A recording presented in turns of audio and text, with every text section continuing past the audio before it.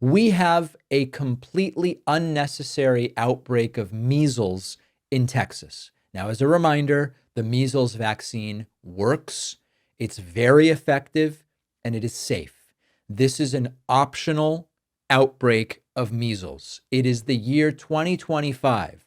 We sort of have self-driving cars. They're not awesome, okay? I've tested them, but we have them.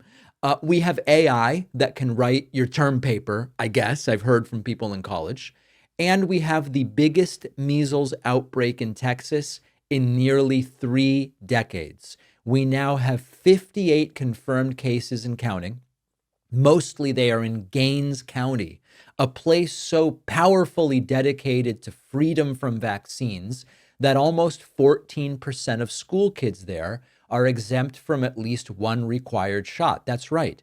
More than 1 out of 10 kids in Gaines County, Texas, are opted out of at least one vaccine. And those are the kids we know about because homeschoolers are not reporting it. We don't know to what degree private schools are reporting it. Now, before you start clutching pearls and wondering how a disease nearly eradicated in the US has roared back, I have the answer. It's a very powerful cocktail of low vaccination rate, conspiracy theories galore, and influencers who think that getting stuck in a YouTube tractor beam of conspiratorial content is a substitute for speaking to actual medical professionals and looking at science. Measles is no joke. Measles can linger in the air for hours. Measles can be someone infected goes into an elevator and then gets out. An hour later, you get into the elevator and measles is there and it can infect you.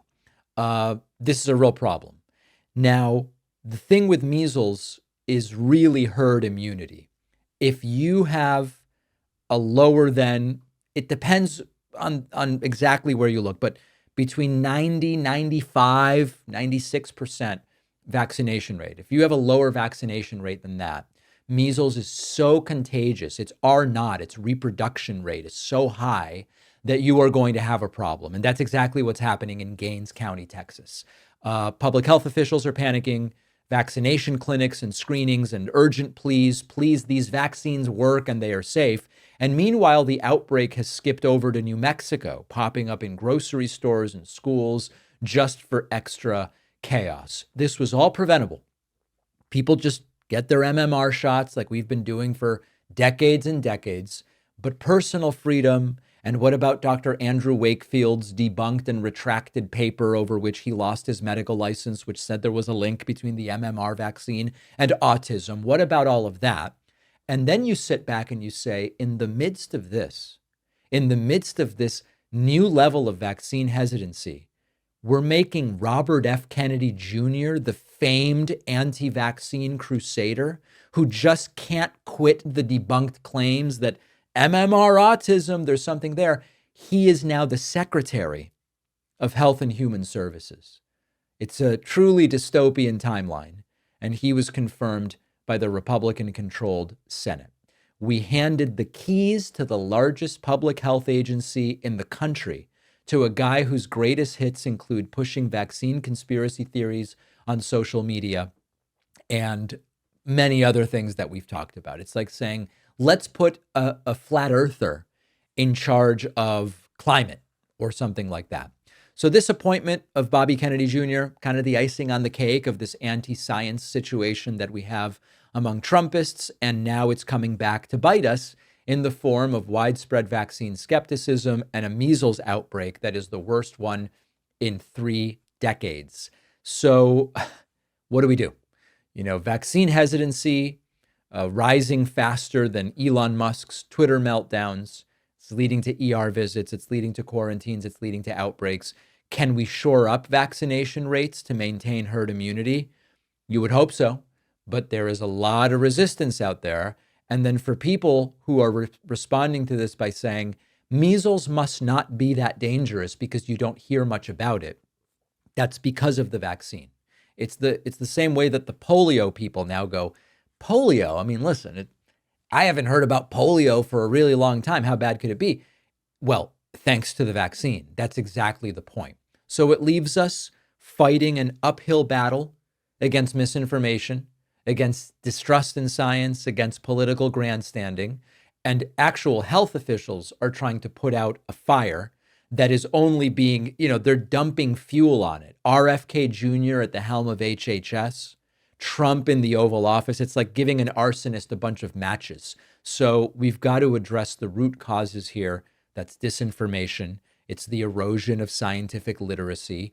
We're going to keep seeing these completely avoidable outbreaks. And this is yet another thing. And we have to be honest here. We've seen anti-vax enclaves on the left and the right.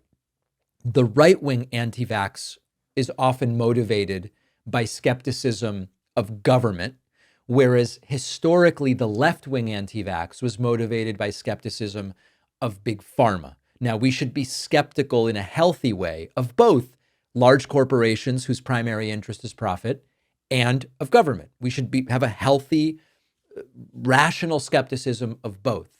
But on this issue, the science is so clear, and we are now seeing a sort of melding of left and right-wing vaccine skepticism. It's acutely big right now among MAGA communities, but the left is not immune, for lack of a better term, from the anti-vax stuff either. So we're going to keep seeing avoidable outbreaks, and sadly, people are going to suffer. Well, I wrote a book after a long journey and a ton of work. I am really thrilled with how it turned out, and I hope you'll read it. The book is called The Echo Machine, and in a nutshell, it looks at how American politics got so broken, who has already figured out solutions, and how we can try to fix it and stop the terror of Trump for the next 4 years. With Trump winning this election, The Echo Machine couldn't be more relevant, not only a warning about how we got here, but also about what might be coming and how to prevent the worst outcomes. We've got to stay engaged. We need a plan, and that's what the book is about. There's a belief out there that unless you have corporate media behind you, you can't have a successful political book launch, that it's not possible. I think we can prove that wrong. Order The Echo Machine today at davidpakman.com/echo on Amazon, Barnes & Noble, Audible, Kindle, anywhere that books, ebooks, and audiobooks are sold. You can also call any local bookstore and say, please order me The Echo Machine by David Pakman. Wherever you get the book, you'll get the free pre-order perks, including the signed book plate. Head to davidpakman.com/free book stuff after ordering.